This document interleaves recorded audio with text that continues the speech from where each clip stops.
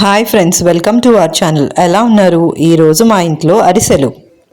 ఇప్పుడు మనకి sweet shops చాలా వచ్చినా ఇంట్లో చేసుకునే పిండి వంటలకి చాలా ప్రాముఖ్యత ఉంది. అవి చాలా హెల్దీ కూడా.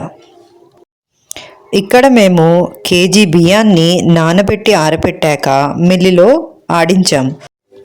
కేజీ బియ్యానికి ముప్పావు బెల్లం తీసుకున్నాం. ఇక్కడ బెల్లాన్ని కరగబెడుతున్నాం. కరగబెట్టిన తర్వాత పాకం చూడాలి. చూసారా?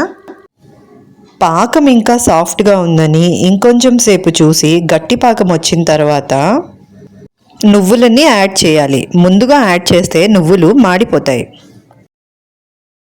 ఈ సంక్రాంతికి మీరు కూడా అరిసెలు, జంతికలు అన్నీ చేసుకొని తిన్నారా?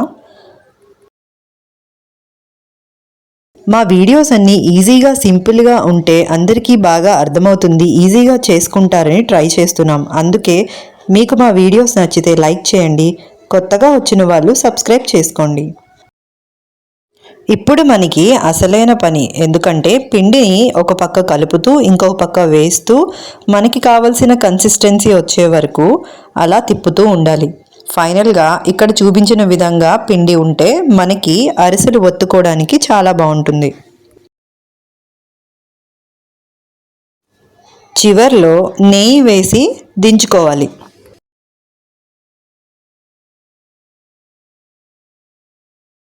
ఇక్కడ మేము తమలపాకు మీద అరిసెని ఒత్తుతున్నాము.